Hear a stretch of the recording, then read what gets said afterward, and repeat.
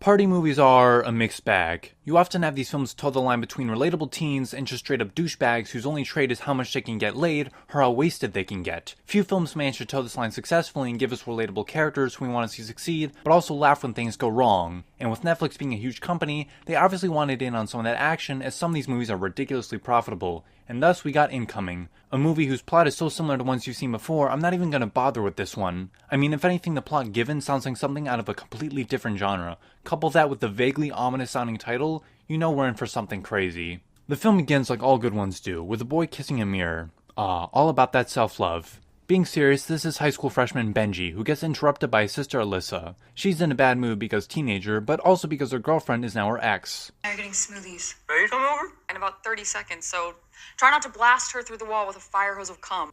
Wow, such compelling dialogue. Anyways, one of Alyssa's friends come over, a sophomore named Bailey who Benji's in love with. It's extremely obvious by the literal beaming ray of sunshine that comes in on his face once she enters. Yeah, real clever, guys. Oh my god, we get it, you wanna fuck her. Anyways, Benji can't carpool with them because stupid, but he can carpool with a crackhead senior named Ruby for some wacky hijinks later. Oh, also, Benji used to sing, but oh no, girls hate that shit, so he gave it up. Sure, yeah, whatever you say. Bailey and Alyssa leave, and wow, you didn't even eat your food. I thought it was just a joke that people don't eat food in movies, but like, no part of that plate was eaten. I actually think they stole from Benji, so yeah. Wow, he mastered the ability of teleportation between shots, like T-Dog in The Walking Dead, and he still can't get a girl. Anyways, Ruby arrives in suitably obnoxious fashion, and you are one of the most asinine-looking methods I've ever seen. Your hair looks like one day just decided to go upright like a boner and never went flaccid again. Like, damn, shit really went downhill for you after middle school and all its wacky shenanigans. They drive for approximately 2 seconds and I'm pretty sure he just tried to kill himself. We meet some of Benji's other friends, Eddie and Connor, on the school bus, getting into an argument because the former has a lunchbox. This is so dumb. Like, nobody's gonna crucify you for having a lunchbox. These movies dramatizing high school are just forever cringier to me after having gone through it. There is cornier shit you could be doing than having a lunchbox. Oh, and Eddie's mom's boyfriend ate half his sandwich, and he's too much of a wimp to do anything about it. When someone disrespects me, I show them where the line is. That line has the same energy as the whole "when I see red" thing, and the only person who can say that without being corny is Morgan from The Walking Dead, and it's only because the dude was legitimately crazy and a force to be reckoned with. Like, he was insane for a little while. Also this. Gang, y'all, happy first day of school. This is Koosh, who does TikToks. Guys, can you tell this is very hip and with the kids? You can tell because there's not even a number for the likes and shares, not even a 0. Anyways, the kids all meet up and talk about how awesome high school's gonna be, and My brother says I haven't earned that name yet. He's gonna pound me every time he hears it. your brother's gonna pound you? You sure there's not a single other way you could have phrased that shit? You're gonna be chugging my hog when you hear what I have in store for you.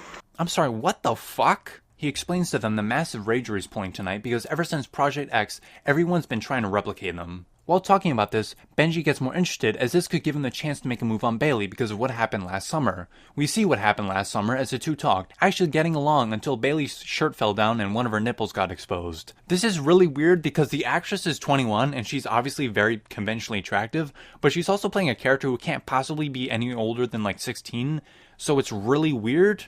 Also, it's just weird to show her nipple if she's supposed to be like a 16-year-old. Like, I mean, the actress is older, but am I weird for thinking that this is weird? This feels uncomfortable and just like legally and morally dubious at best. Anyways, the situation gets awkward and that's where the story ends.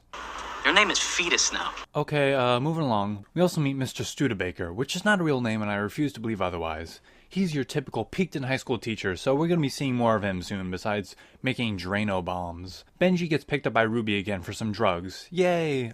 Disregard what I just said if you're a cop. Anyways, he meets some other dealers who somehow managed to look both 20 and 40. They get some drugs and want to test for fentanyl, but some cops briefly pass by. Fucking pigs. Yeah, totally. We should, defund their asses. Reallocate some budget or something. Fuck it. We good. Wait, what? What if it actually has fentanyl in it, you fucking idiots? Oh wow, the police came by once. Guess I'll just fucking die because this dude said his farm fresh. Idiots. During the next day, Alyssa and Bailey talk about Alyssa's ex Nicole and Alyssa's nose job. However, the subject of the party gets brought up and how they're going, and Benji introduces the idea of a meet cute to Koosh. The others come to the table and basically overhype a high school party, acting like it's determining your life and where you go. Benji arrives with the others leaving for their own adventures as Koosh and him talk. So, I'm gonna hook up with a senior. That's how I remove fate from the equation. Here, I can zero in on a hot senior, pierce her with Cupid's arrow, and convince her to hook up with me. I kind of feel like a criminal just listening to this. With all that out of the way, Eddie and Connor decide they're going to go on their own adventure, like I just said. Also, Scott MacArthur from The Mick is Eddie's mom's boyfriend, which is little bearing on the plot. Also, he's gonna smash Eddie's mom in a Four Seasons hotel. Classy. They take his Tesla as Bailey arrives at the party, with Benji taking his chance and oh, now he's got no kids. Anyways, the two talk where it's made increasingly obvious Bailey at least kinda likes him, so there's that. Mr. Studebaker shows up, weird, but almost leaves until he succumbs to peer pressure. To people 3 decades younger than him. Sad. Like, really depressing, actually. Benji comes over to some older kids who... Wait a minute. Look, you don't have a choice. Because if I don't get an A, then I'm not gonna graduate. And we don't want that to happen. Do we? Gotta love how his name is Cool Jeff. Who the fuck calls himself that? Eddie and Connor almost get pulled over because, you know, one of them looks like he's 12, but who cares, they leave. They decide to go to the party in a scene where the background looks weirdly green screened in. I don't know why, it just does. Mr. Studebaker decides to try and teach these kids about science. Meanwhile, Eddie and Connor pick up this girl named Katrina who is, you know, movie drunk. Also this. Where do you live? Taco Bell. Kush begins playing a real-life version of Five Nights at Freddy's, except you harass the animatronics instead of them killing you, while Alyssa tries talking to her ex, but things don't go so well. However, things in the Tesla get worse as Katrina promptly shits herself. Great way to assert your dominance. Bailey and Benji meet up again wherein they admit their mutual attraction for each other until Mr. Studebaker lights himself on fire. Very relatable. Eddie and Connor try dumping Katrina off at the fire station, but eventually realize, hey, this is a shitty thing to do, and bring her back into the Tesla. Oh yeah, and Ruby's back, cause the plot is necessary for a rather plotless movie. As you can tell by the way my review is kinda scattershot. Like, the movie is kinda scattershot, shit just kinda happens. Anyways, he's here to tell Benji about the skater guys from earlier, but they were completely fine with potentially ingesting fentanyl, so I wouldn't worry too much about them being a threat. Well, they end up arriving and knock Ruby out cold, cause nobody likes him, causing Kush, the older Kush, it's a running gag that they both have the same name, to give the film the obligatory fight scene, and oh no, never mind, they get over it like bros. Oh wow, that's nice. Oh, never mind. Ruby just tasered one of them in the balls with a cattle prod, with one of them kicking the cattle prod into the pool with Mr. Studebaker electrocuting him and causing a fight. Wow, all of that was stupid. That's how the fight starts. It's not like the dude was trying to electrocute Mr. Studebaker. His homie got shot in the balls with electricity and reacted quickly. Pretty contrived. Bailey pulls Benji away from the situation and ends up kissing him, but she wants to keep it on the down low, cause I guess kissing someone who looks like Mason Thames is a bad look. Said no straight girl ever. Oh, I'm sorry. It's because there's a 1-year age difference, because as I stated earlier, he's a freshman and she's a sophomore, which becomes way more ironic when you realize the actual actors have a 4-year age gap. So yeah, that's a noticeable age gap that would make sense to be like, hey, let's not be together. But this is like, stupid. He comes back to see the older Kush and the skater guys made up again. Okay, whatever. We get a party montage where Benji starts getting more heavily involved in the all-night time shenanigans as Kush starts making a move on this girl Gabriella. You like jazz? You like jazz? Wow, yeah, I forgot this guy was in the movie still. Kind of feels uneven with the amount of characters that just, like, disappear into the background and then just, like, pop back in, but I digress. He gets Benji to do some ketamine and starts tripping out like he's in a Saw movie. The party ends with Kush, the younger one, ending up in the hospital because he dislocated his shoulder earlier when he was trying to perv on Gabriella. He bonds with Alyssa anyways, whom he was interested in the beginning.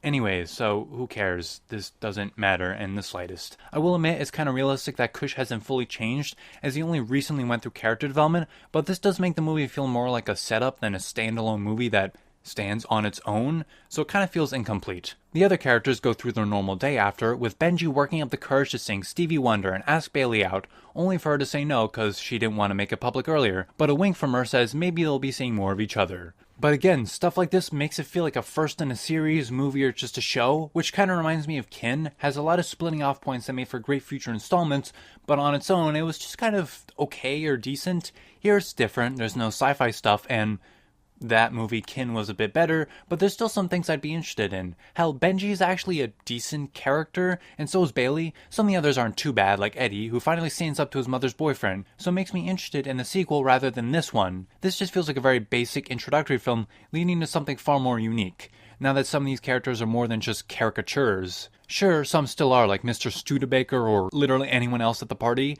but most others are decent by this point, and I'm interested to see where they go. I wouldn't strongly recommend seeing this film, but if it leads to a more developed sequel, then sure, give it enough support for that to happen. Again, only if it leads somewhere compelling and unique and, not generic as hell like this is. I hope you enjoyed this video. You can follow me on Instagram and or TikTok where I post things about my life or movies I've seen, so if you want to see my thoughts on more recent films, you can head there for that. I hope you enjoyed, and I'll see you in the next video. Bye bye.